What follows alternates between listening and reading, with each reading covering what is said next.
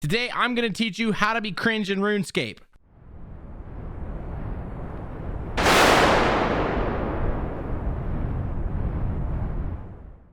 First off, let's address your name.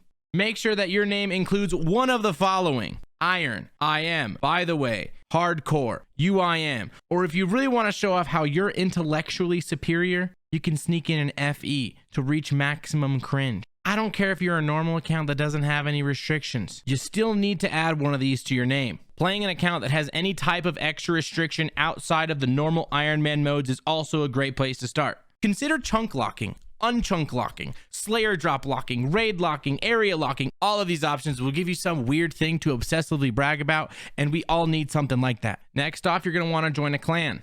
If you're looking to be as cringy as possible, I would definitely join a PvP clan. While there are some clans in the game that aren't cringy, if you make sure that you join a PvP clan, I can 100% guarantee you're in a cringy clan. Next, we'll tackle how your client looks. The first thing you're going to want to do is turn on inventory tags. And yes, we're going to tag everything. Here's an example of a good looking inventory. As you can see, we got our range switch, we got our mage switch, and we have also marked our food so that we can quickly identify and consume it in stressful situations. It's a beautiful masterpiece. Now let's say you want to make it better. You ready for the secret? You need to add a resource pack. I personally enjoy Dank Mode Teal. Some other honorable mentions are Dragon Frame, Sand Casino, and obviously Chocolate RS. You can add these awesome resource packs by downloading a plugin called Resource Pack from the plugin hub on RuneLite. Let's also make sure to turn off all other graphical plugins so that the game looks like shit. Now for the cherry on top, you need to make sure that your cursor is a dragon scimitar. And don't worry, nowadays you can simply change your cursor with the custom cursor plugin on RuneLite. You don't have to go to some West Virginia-esque website. There are a couple different options, but I would either go with the dragon scimitar or the trout. For our next few steps, we're going to go ahead and hop on over to the web browser. First off, we're going to go ahead and join the r/2007scape subreddit. If you already have over 800 total, don't worry. I would just do my best and try and blend in with everyone else. At first, it can be hard. But all you really gotta do is 3 things. Upvote shitty memes, upvote any post that is complaining about PKers, and upvote anything complaining about Iron Man or how hard it is to be an Iron Man. If you do those 3 things, you'll blend in with all the other 800 total levels and you should be fine. After that, we're gonna go on YouTube and offer constructive criticism to our favorite content creators. I personally enjoy commenting on Behemoth's videos because there's a brand new video every day, and this way commenting on YouTube videos becomes a part of my daily routine. Let's go ahead and leave a comment on today's video.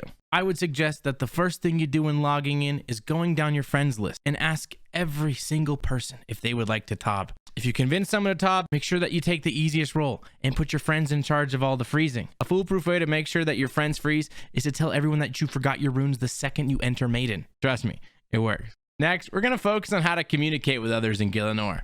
This next tip is specifically for the hardcore Iron Man. Everyone wants to know how you almost died one time when you walked past the Dark Wizard. So make sure to tell them about your treacherous adventure. If you're lucky and you pull an early skilling pet, it's vital that you remind everyone at every chance you get. Trust me. Everyone wants to know how you pulled a squirrel while you were at Canifis and how you got Rocky while you were thieving cakes. Holy crap, you got a Tangle Root at level 47 farming? On God, man, you're like the best pet hunter ever. On the flip side of that, let's say you happen to go like, I don't know, 76 mil XP drive for the beaver pet. It's extremely important to constantly remind everybody about your journey as you aimlessly chopped away at Redwoods. If you killed Galvik first try, I would casually ask your friends how many times it took them. If you find out that it took one of your friends like 9 tries to kill Galvik, I would make note of that and pretend to forget every couple of months. I would casually ask them how many tries it took them to kill Galvik again, and then I would remind them that it only took me 1 try. If you're close to maxing your account, I would suggest that you constantly tell everyone exactly how many hours you have to play until you're max. I would also suggest complaining about how awful 3-ticking granite is and how 99 mining is about to be the 13th reason why. When trying to impress someone, tell them that you're thinking about making a UIM. Don't worry though, you don't have to have any follow-up knowledge. Most people try to refrain from speaking to UIMs, and they will likely try to end the conversation as soon as possible. In terms of your account, there's going to be some things that you're going to want to focus on. If you want to be cringe, make sure that you hold off on getting a fire cape. Fire capes are cool and all, but Jad is overrated, and if we're being honest, I like the obsidian cape more.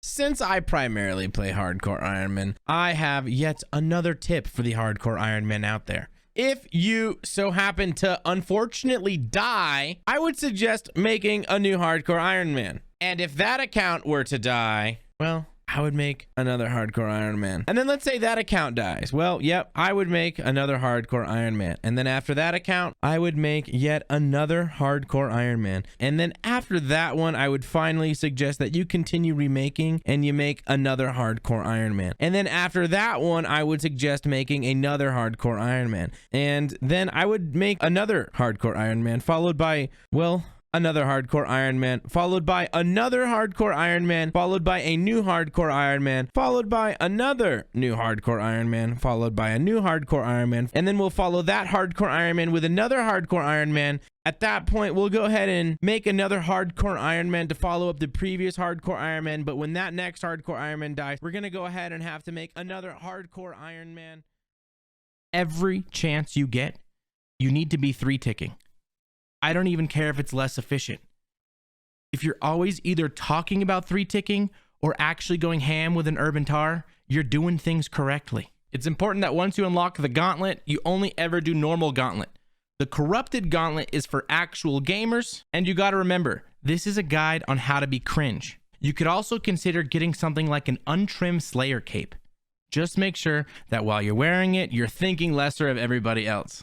If you've purchased a Tebow and since then the price has gone up, try to figure out a way to bring up the money that you've made so people not only know that you own a Tebow, but they know that you're a smart businessman as well. And lastly, getting 99 fire making. I don't know what it is about hearing that someone has 99 fire making, but it always just makes me cringe. You better head on over to Wintertot. Also, brownie points if you get the pet during your grind. All right, that's it. Perfect. I really do feel like that's a great start. If you have anything that you think I missed, let me know in the comments below. If you liked the video, please drop a like and a subscribe. I stream on Twitch almost every day, so don't be afraid to come and drop by. With that being said, your boy T Papa is out.